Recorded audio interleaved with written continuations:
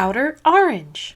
My go, you go, he go, she go. That is right. We got quite a bit of results to go over. So Privyet Sia, welcome back. Let's go ahead and get started. All right, so we had a lot of my go results. This is the WGP Season 4 2023 Singapore Top 8 breakdowns. This isn't teams. This is just straight up breakdown. And yes, a lot of my go. A lot of people have been kind of like, over it. Part of it is probably just because the deck is significantly cheap to try and get into. So it's probably part of the reason. But also, it's obviously just probably a good deck. I know a lot of people have been talking about the mentality of like, well, if it's cheap and easy to afford, I'll play it type of thing. But I also think it's kind of like a mix of both. I feel like competitive players don't really care about prices as much. I think they just play whatever's good. So in this case, rather it's Youthberg or my go, they'll just choose what they think is good. And they're just going to play that regardless of the price. But that's just how I feel. But overall, very interesting results. We got a lot of these to go through. So we had the 5 my go, 1 Morphonica, 1 Youthberg, 1 Fertia. The Fertia for Tortilla is pretty interesting to see, as I feel like the deck is a little behind in comparison to the decks we're seeing in here. But this one top 4 looks like a lot of my go. We got the Morphonica and we got the Youth in 4th place. We don't see Youth in 4th that often, so seeing it in 4th is actually quite interesting. Usually it's like 1st, 2nd, or 3rd. So seeing it down here and my go taking over is interesting. I'm not as familiar with how my go works, so I'm not gonna give my input on that because I haven't like sat on the deck or tested it yet. I probably will soon. I'll probably do like some test runs and kind of see what the deck is doing, and maybe even test the Morphonica stuff and just see what these decks are doing that's making them so potent and strong and why they're up here, you know, and we'll have to see. But overall, these are results. We'll be seeing a lot of this, so let's go ahead and get through some more. So congratulations to everybody here. We have the Block A and Block B breakdown. And keep in mind the Shiranui Luar stuff is officially legal, so the deck sets are in here. You'll notice in Block A there's actually a lot of Shiranui,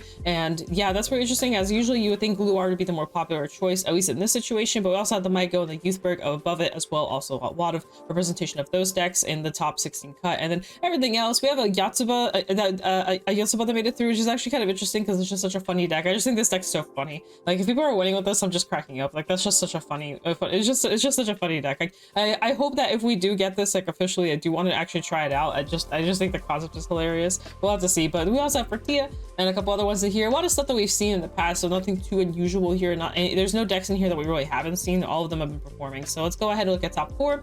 Now top 4 is interesting. This is a very scary team. This feels like the definition of what English would take if all these decks were legal. I'm not even gonna lie. I feel like this is like the team that people would be on if they want to like truly win, because these are all 3 very strong decks right here. At the first place, Jejewel, the Youthberg, and we also had the Shiranui. I truly believe that this is like a very scary team to team up into. Like if you're like, you know, if your team doesn't have any of these and you're kind of facing them, you should be like kind of sweating a little bit. Like this is a very competitive team. But they got first place, so really good job to them. And second place, another pretty scary team. I don't know what is as much about my go, so I'd be a little less scared of this because I wouldn't know what I'm playing into, but still very strong team. And then we also have the Prism, and then we had the Messiah, my go, and Luar. Very interesting combination here. I'm not sure about the Messiah. I always question the Messiah because I feel like Messiah just isn't like as intense as some of the other Stride decks are, actually, strangely enough. I still feel like Messiah is the weakest of the bunch, but they did get some new stuff, so maybe the new stuff is kind of helping them out. I'm not really too sure. But then we had the Luard as well, so we're seeing some Luards here as well with the Minerva and the Shiranui, so good stuff there. So next we have the Block B sides. This is Block B. There's more Luard in this one. There are Shiranui, so that's interesting to see. So kind of a little bit flipped. A little bit flipped here, so that's good. And then otherwise everything else is about the same. We did a Zorga make through here that didn't make it over in Block A, so that's also really cool. We had VANGUARD as well that kind of made it through, and then a Kyrie as well, so that's also interesting.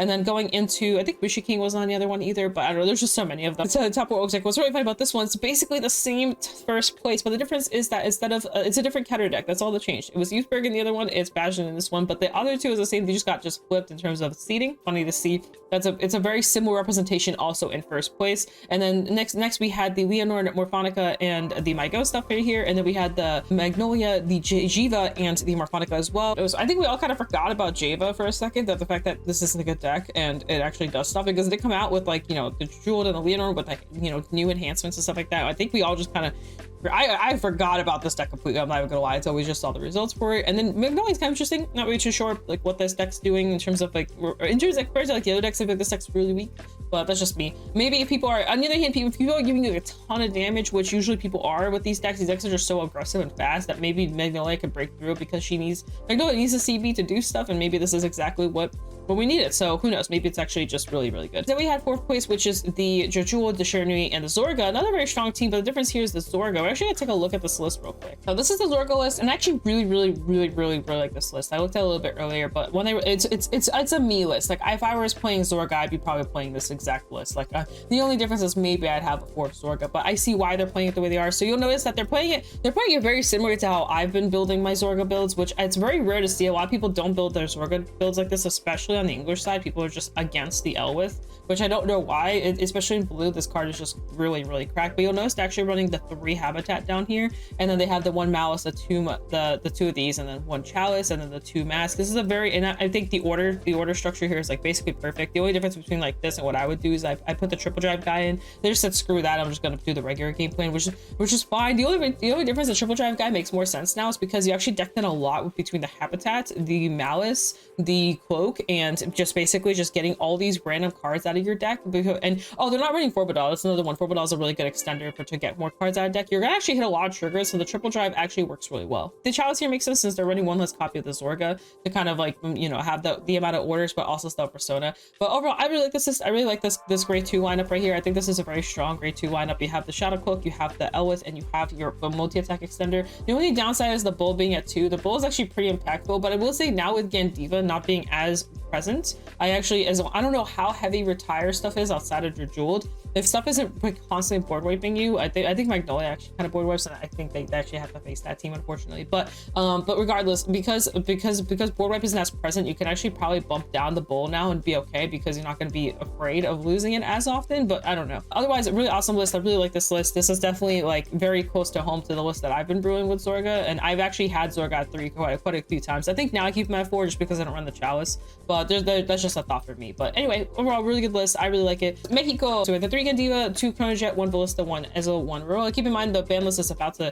be intact, so the Gandiva and Ballista are probably going to drop. I think the weirdest one here is probably the Ezel more so than even the Rowan, because Ezel, I think out of the box wasn't very solid. It wasn't really a good deck to kind of play. Personally, I think a lot of people overestimated this deck and thought it was gonna be like insane because of the superior ride, but it will get insane, I think, over time. But I think right now it's just it's a little too behind. You don't really have a good hand, and I think it needs another Ezel. Probably needs a little bit more to kind of keep it going, to that way when it's on 3 it has more to do, because if your opponent denies you a little bit or just kind of swings under and just doesn't hit, like this deck just kind of doesn't do much. I will say still going second to this deck is a little rough. Going first, this deck feels a lot easier to deal with, but that is just keep in mind superior ride still, you know, if they could just randomly pop off, hit crits, they do have twin drive, you know. I think that's the only thing that kind of keeps the deck more intact, but otherwise I think it's kind of a little behind out of the group. And then here's the top 4. So we had Rowan first, we had the Gandiva in second, the 3rd place was Wilson, 4th place was Gandiva again. So people are kind of very questioning why Rowan topped. Rowan is a very heavy rush deck. The downside to Rowan isn't what the deck does, it's the mulligan.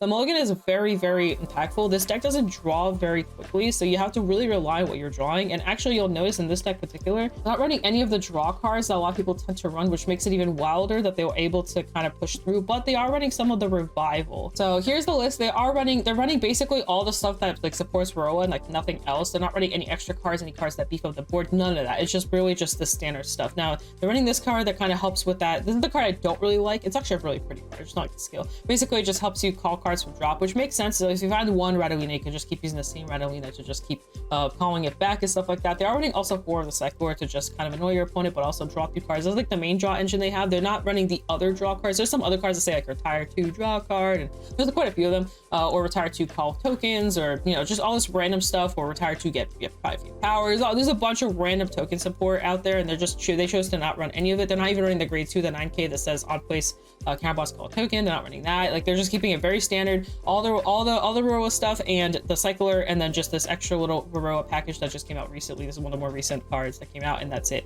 Pretty standard list. And then down here, of course, they're running the really good order. You really need this order. It's pretty insane. But like I said, Varroa is good. The downside to Rowan is the fact that you don't like see that much of your hand. You kind of rely on the fact that you have tokens to kind of help you block. But if you don't open these in time, or if you don't see enough of them, or if you don't see enough of these in time, you start struggling. I think that's where the deck falls apart. Like I said, a lot of people run a lot of random cards, which is also perfectly fine. Stoke has a ton of toolbox, so it makes sense. But it's nice to see like a little bit more of a streamlined list. but they got first place, so they did something good. And I do think the deck rushes are crazy, by the way. It will just keep applying pressure, and I think that is really good into Gandiva, not so much into Ballista, but Gandiva for sure. So really awesome stuff. So that's that. And we had premium. We had the Narukami, 2 Narukami, 2 Bermuda Triangle, 1 Neonectar, 1 Nubatama, 1 Mega Connie, 1 Grand Blue. All very good decks, like all just well performing decks in here. Nothing too unusual. I'm not even gonna lie. I think the only one that might be unusual to some people is the Nubatama, but it has been showing results recently. So this is what top 4 looked like. We had the first place Katrina, second place Sharon, 3rd place Bugs, and 4th place Narukami. And nothing here is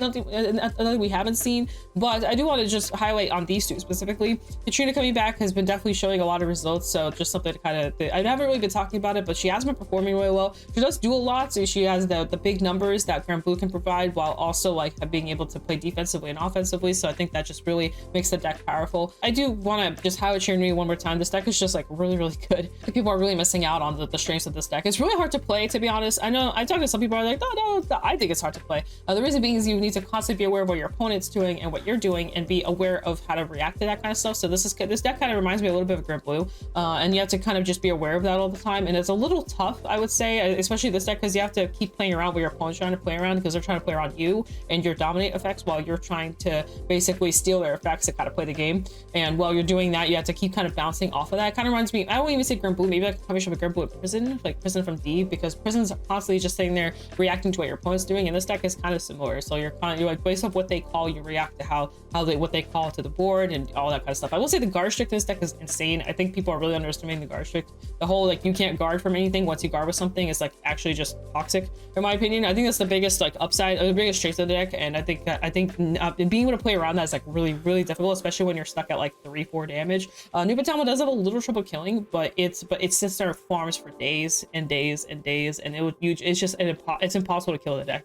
So overall very strong deck, but just want to highlight it once more since it is kind of the underdog, I would say. Over here we have the Mexico V. So this is with the Night Rose promo in mind. We do not have the top 8 pie chart, but it's okay. We have the top 4 pie charts. So this is Stavas, Reindeer, and which is also very interesting to see Reindeer here. And then we have the 3rd place Revengers, and 4th place we have Night Rose. It is interesting Night Rose kind of fell down here. I will say, she's pretty strong now, but these decks can high roll out of existence and just beat you before anything matters. So this deck high rolls and this deck can high roll. This deck, if you ride the right Revenger first, this deck like, insanely pops off, especially if you don't have like a heal guard nearly, you don't have a way to set up. Their hand is kind of rough.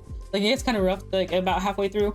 Basically the deck has like really good early pressure, but the later the game goes, if they just kind of start struggling with hand, they can kind of just start losing steam a little bit, even though they have a bunch of force markers. This deck plays like Riviere, and that's why it actually plays exactly like Riviere, constantly calling your Revengers from hand to like re-ride and just basically have your drive checks, and you just keep re-riding over and over again.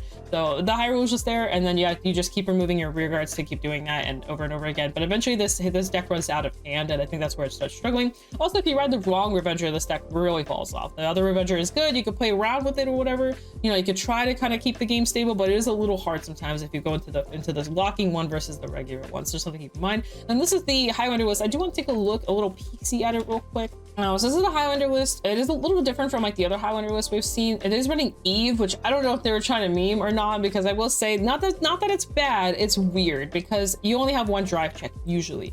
So when you go into her, unless you hard ride her, then you have your drive checks. But if you hard ride her, you're fine. But if you don't hard ride her, it's a little weird. But basically she has to check top card, and you can just keep doing it over and over again. But keep in mind it's in the main phase, so if you're in the middle of battle, the only effect you get is the second effect, which is the one that doubles the crit, doubles the power. So unless it's a good ride target just to ride something, just to have another access to ride target, which is another reason why you could run it, just to have another target in the deck to hit. But otherwise I feel like that card is just you could run other stuff on. I feel like you could just not run her, or maybe run something else. They're also running the Atrokia, which I like to see because nobody really likes to run this card. I think this card's really cracked. I think it's hilarious. And then we have everything else pretty standard. They are running this card. Some people might not know about this card too much, but one place you could discard a card and draw a card basically. And if you discard a grade 4, she gets a crit and 10k, which is actually kind of dangerous. A lot of big numbers, a very aggro, and the crit can go kind of wild. Just the only downside to this card is that she doesn't have a force marker. So if you're forced to ride her, it's a big feels bad.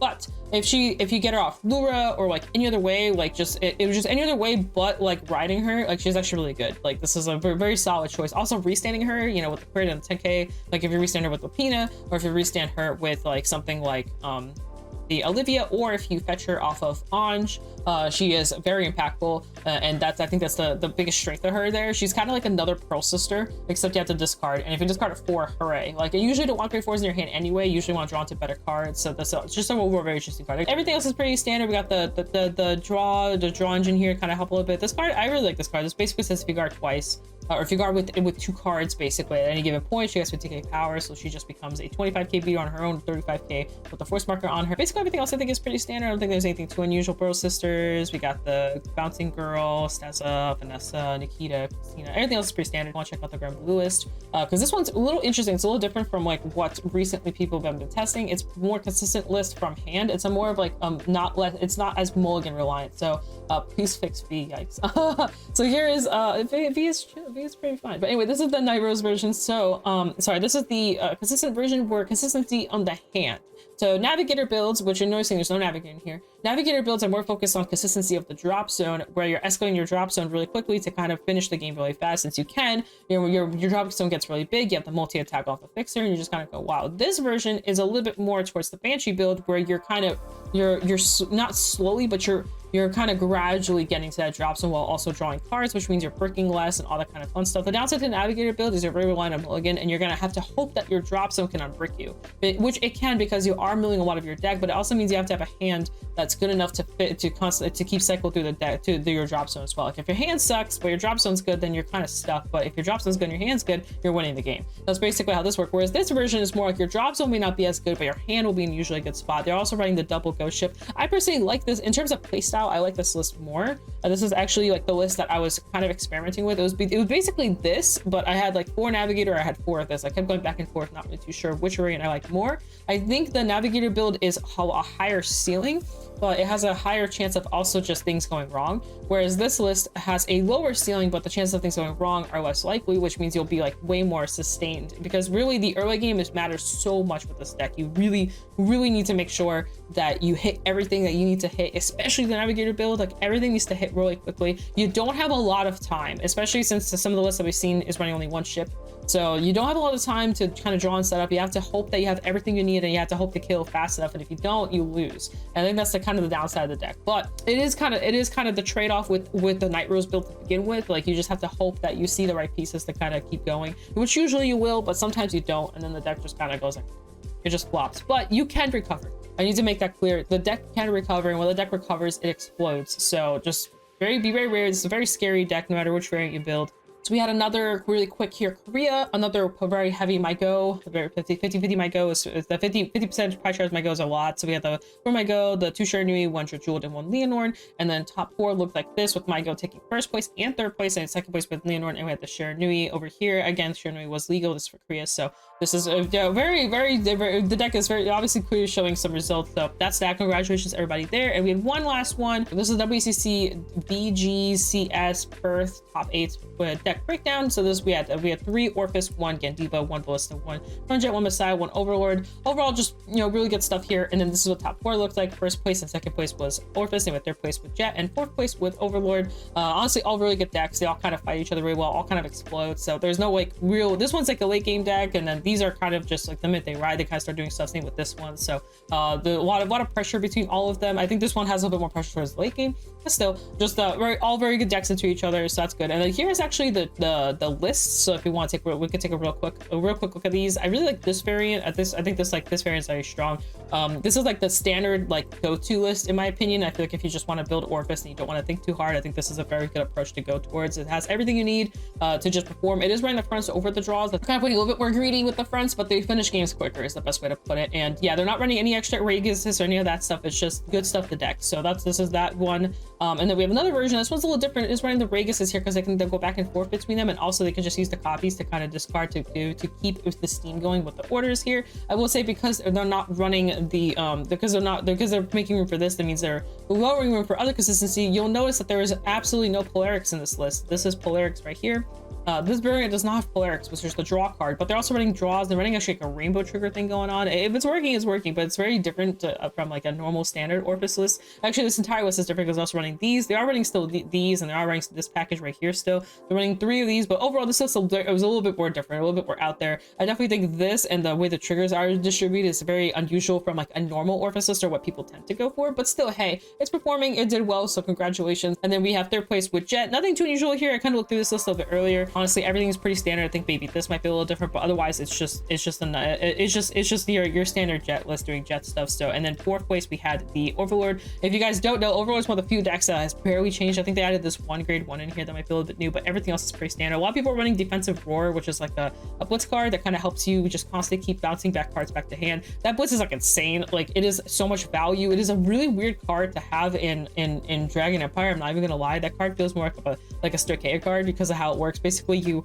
guard with something, and then whatever you guard with, you bounce back to hand. It's a very, like, it's even like, I would even say it's more like a lyrical card. So it's very wild that it's like in a Dragon Empire deck. But hey, you know, it's still a really cool card. I'm glad that Kagura is getting, or not Kagura, but Dragon Empire is getting more interesting tools to work with instead of just, haha, here's a thing that retires, haha, here's a thing that restands. Like, I'm glad they're kind of getting more interesting cards just to kind of add to the flavor of deck building. Congratulations to everybody, and that's it. That's all the results. Otherwise, hope you guys enjoy that. It's been really fun kind of watching the meta. I know some people are really upset over the Mygo stuff. Hopefully that kind of subsides a little bit. The Bureau is coming up this weekend, so don't forget to stay tuned for that. I'll be casting, actually, little fun fact, so I'll be over there. There hasn't really been any announcements for it, but I have been casting the last couple years of them, so I am casting this one as well with a really nice group of casters. I'm really excited for that, so stay tuned for me and my 2 other casters. I'm not going to reveal because I don't know if I should be, so I'm not going to say anything. I'll just talk about myself for now, but really excited to cast with them, so stay tuned for that. Just stay tuned for all the regions, because obviously there's not 1 region, there's 3 regions, and with those we'll be casting as well, so stay tuned for all that. I think I was at shop, code orange if you need any of your goodies. Peace out, and see you in another video. Bye.